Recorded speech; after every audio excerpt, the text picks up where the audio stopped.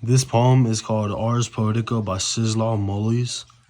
The title is Ars Poetica, and this translates to the art of poetry when translated into English.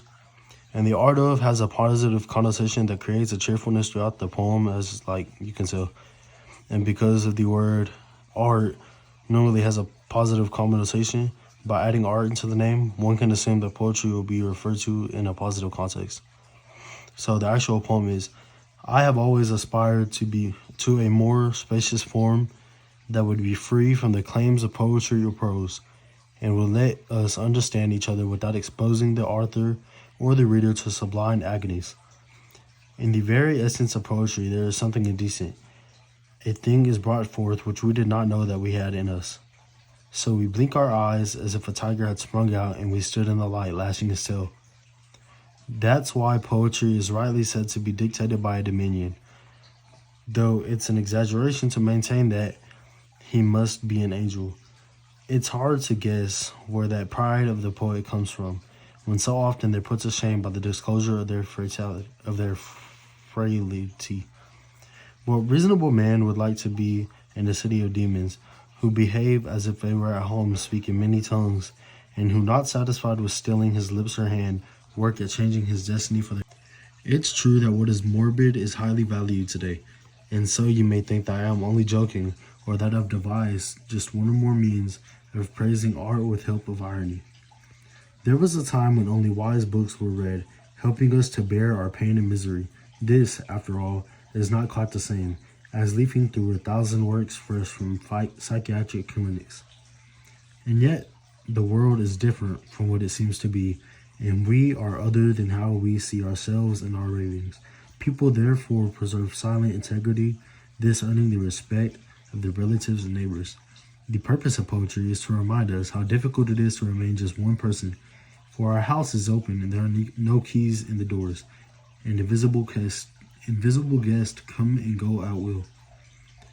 What I'm saying here is not that I agree poetry as poems should be written rarely and reluctantly, in unbearable duress, and only with the hope that his good spirits, not evil ones, choose us for their instrument.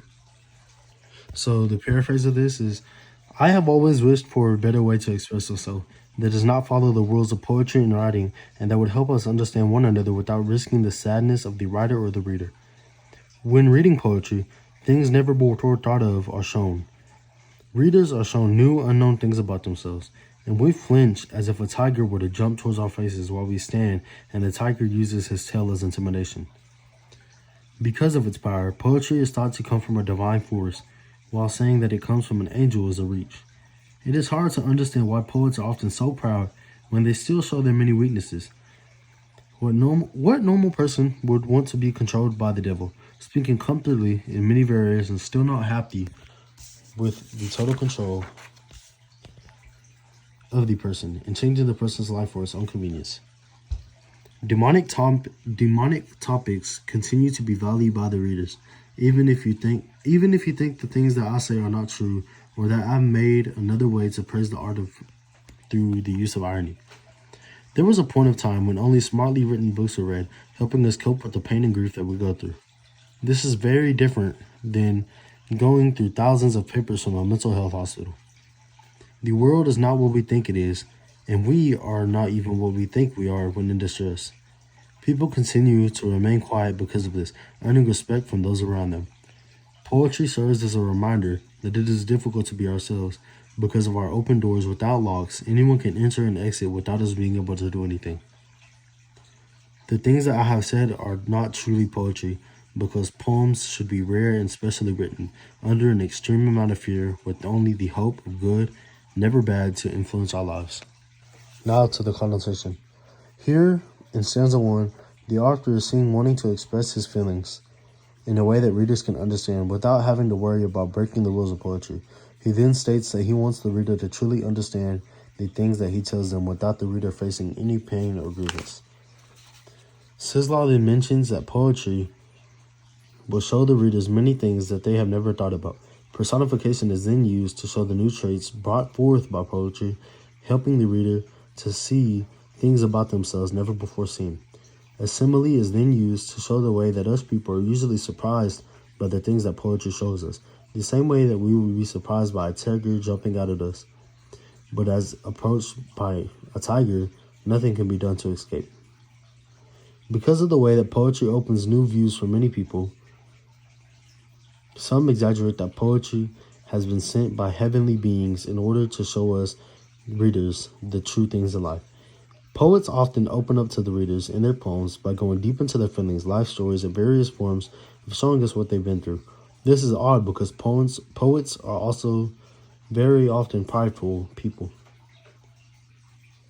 A simile is then used to express the surprise that some people want to be very demonic, like a city of demons, and also that the demons people allow into themselves get comfortable inside of their host and begin to control them.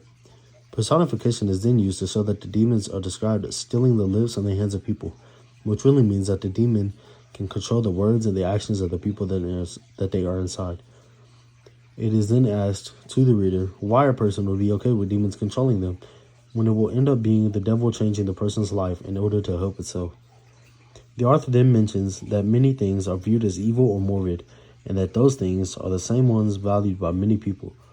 The author then acknowledges that people may see him lying about people liking evil things, that he is only trying to make others like poetry. Books were once primary means of information, and they held more truth than poems. They also helped us readers cope with the sadness and pain that we are faced with. Though these books help us cope, it is not at all the same as searching through therapist papers to try to find mental help. Personification is then used to show that the earth isn't what we think it is, and that we aren't exactly what we expect of ourselves either.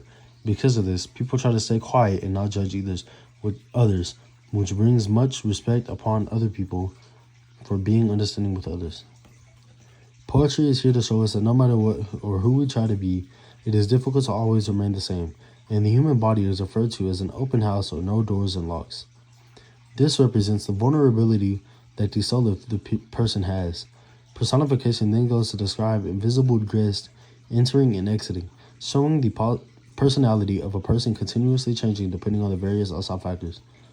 Shizlaw agrees with the readers that the statements coming from him should not be viewed as a form of poetry. The reason for him saying this, that it is not a poem, is because he believes poems should be written for specific reasons and should have a large-scale representation. These poems, he says, should be written under an idea that it must be written or something extremely terrible will happen. Good spirits, not evil ones, choose us from their instrument. Metaphorically implies that the poet has a hope for being uplifted by positive spirits instead of evil spirits. Previously mentioned by Shizlaw, though, many people are controlled by the evil forces instead. The overall attitude of the poem seems to be reflective through the use of many examples of irony. Shizlaw is shown wanting a deeper, more effective way of expressing his true feelings that is not constrained by the rules given to poetry by society. The author shows mixed emotions about poetry, mentioning that the amazing power it has to give the reader an understanding of the unseen things that a human can experience. But also, he mentions that the things shown by poetry can be very disturbing and unsettling, and the author often alludes to the Bible to show how poetry can be very angelic and how it can be very evil and demonic. Therefore, the poem challenges the true value of poetry, showing how it influences people with the things that they have never thought of, testing the integrity of a person. Shifts. The poem begins with Shizlaw having a desire for a more expensive way of showing his true feelings and attitude. Stanzas 2 and 3 then critique poetry and whether or not it uncovers new ideas for people to have. Stanzas 4 through 5 then go to reflect the overall purpose of poetry, showing that it is very powerful.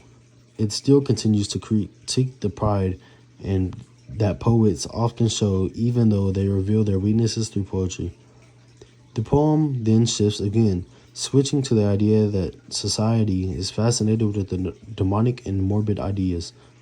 This goes against the previous era shown where people relied on wise books for their wisdom. The poem then notes that people may think the author is joking and ironically lying to praise the true beauty of poetry. The poem then shifts back to the beginning idea, where the author notes the true integrity of the ideas shown through poetry.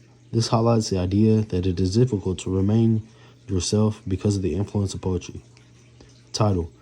The title Ars Poetica translates to the art of poetry in Latin.